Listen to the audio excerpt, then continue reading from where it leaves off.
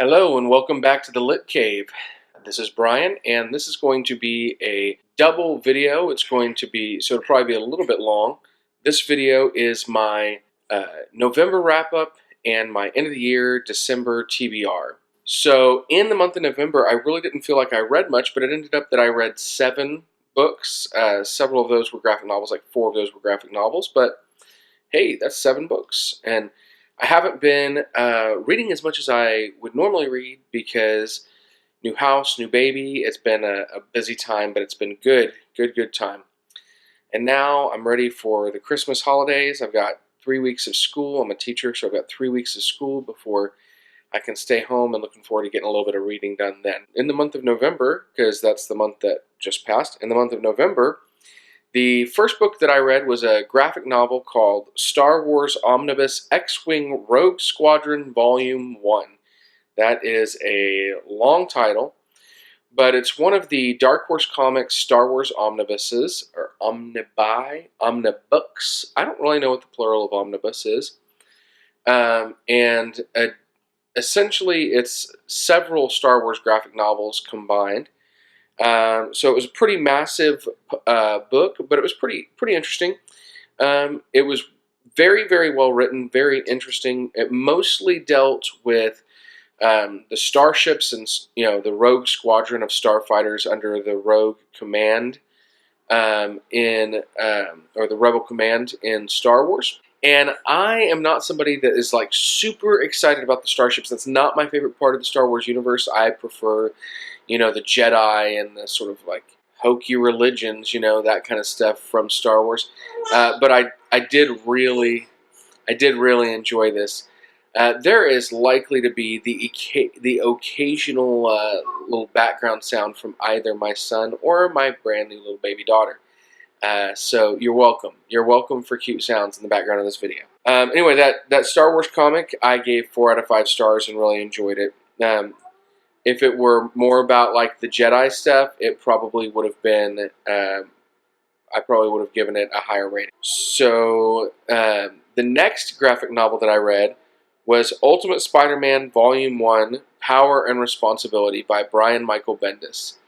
So I was really eager to read I hadn't really read much of the Ultimate Marvel Universe at all, and specifically wanted to pick up on Spider-Man, and it was great. It kind of was reminding me of what I loved about Spider-Man in the 90s when Todd McFarlane was illustrating it. And it also, I was able to see where they got a ton of the stuff that they used in the movie The Amazing Spider-Man with Andrew Garfield. So good read, well written, 5 stars. Nothing too specific that stood out, but it was just really good.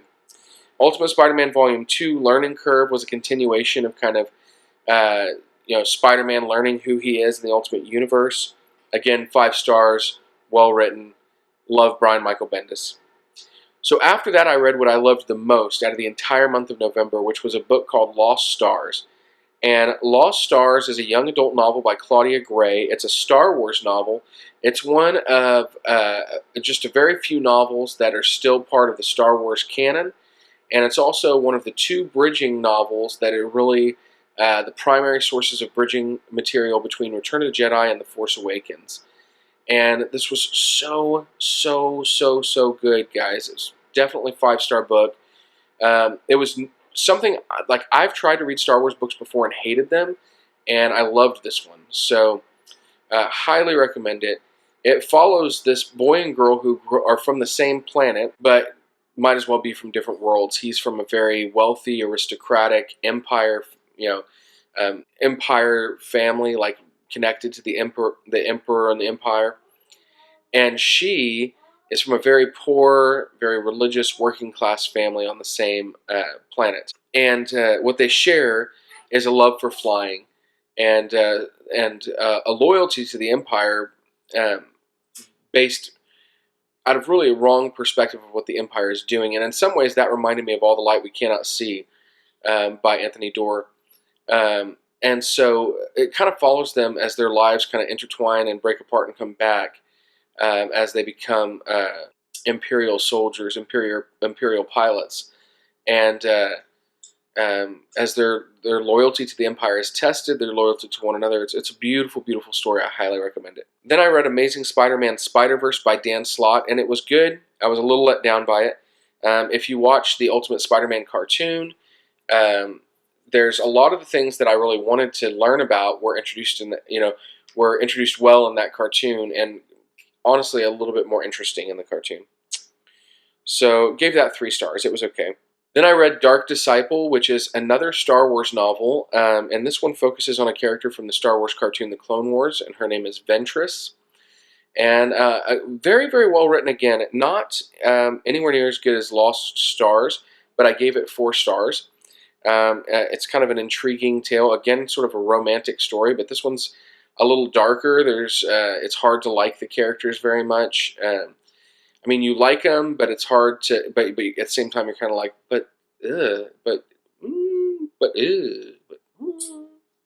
So anyway, I also listened to an audiobook while I was driving to and from work, and that book was called Memoirs of a Teenage Amnesiac by Gabrielle Zevin. And I was drawn to that book because I really, really, really love The Storied Life of A.J. Fikry by Gabrielle Zevin, and this was a high-rated book by her. And it was pretty good. I gave it, like 4 stars out of 5, and I could even maybe be a 3.5. I mean, it follows a young girl who, I think she's in her senior year of high school, maybe her junior year, but she essentially loses her memory, and so she gets to decide who she wants to be, and she's wrestling with who she was versus who she thinks she wants to be and what she really likes. And there's some parts that were very charming, and then some parts that I was kind of just meh. But I was let down after The Storied Life of A.J. Fikry. But I did give that 4 stars. So the other book that I read in November, but I did not finish it, was Aftermath by Chuck Wendig. This is the other bridging novel for Star Wars. And I actually finished this morning, which today is December 1st. And it had pretty bad reviews. And so I didn't have like a whole lot of high hopes for it, but it was pretty good. It took a while to really invest in it. It took a while to really invest in the story, but once I did invest in the story, I really, really enjoyed it. I think I'm going to really like what it has to say about the Star Wars universe before I watch The Force Awakens. So, the first book that I'm really starting to read right now is Carry On by Rainbow Rowell, and I'm very interested in reading this. I'm a big Rainbow Rowell fan. I really enjoyed Fangirl and Eleanor and Park, but this is a very different work.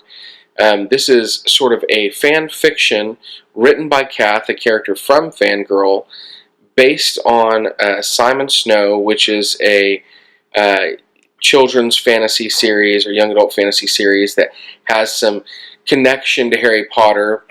And so this is kind of like a book that's really fan fiction written by a character in a book about a book that's based on a book. So a little out there, but a little interesting, and I'm looking forward to reading it. I've seen a lot of good reviews. Like Caddy-tastic said this is her new favorite book and has read it like 7 times already. So very interested to read that. Another book I've been eagerly anticipating and had put aside for a while is Winter. So I freaking love the Lunar Chronicles series. Love it so, so much. I'm a big fan of fairy tale retellings, and that's what the Lunar Chronicles are in a sci-fi world. Each one focuses on a different fairy tale character, and this one kind of brings it all together, but also gives us some focus on a character based off of Snow White, which is Winter. And I cannot wait to read this. It's a big book. It doesn't look like it's as big as it is, but it's like 850 pages. But I'm very eager to read this and see what happens. Another one is Career of Evil. This is the 3rd Cormoran Strike novel written by Robert Galbraith, aka J.K. Rowling. These are her mystery books, and they're so, so, so good. I've heard this one gets really dark, and I just love Cormoran and Robin and J.K. Rowling's writing, and so I can't wait to pick it up and see what happens. So my 2 sort of backup books are both from the library right now. So I've got another Star Wars book, and this is probably the one I'm least interested in, but it's also part of the new canon of Star Wars, and so for that I kind of want to read it, but and that is Star Wars Battlefront Twilight Company. Probably the one I was least interested in, but I just kind of want to have read, all that new canon, so I may give that a go. This one was actually really hard to get a hold of. I had to have my library transfer it from another library, and so we'll see. And then another one is Fallen Kingdoms by Morgan Rhodes. This is the first book in the Fallen Kingdom series. The fourth book comes out in December, and I've heard absolutely nothing but good things about it. It's a fantasy series, and because I'm a huge fan of the Throne of Glass series, I really have high expectations for this series and want to pick it up and read it. So those are the books that I may read here in December. Now, I really want to reach my goal of 70 books, and I'm 4 books away. So if I find that I'm having a hard time reaching that goal with these books, I may throw some easier books in there, like a graphic novel or something like that, to help me get there. So that's what I'm reading. Tell me what you're reading, and look forward to hearing what you enjoyed in the month of November and what you're looking forward to in the month of December. Till then, see you same lit time, same lit channel.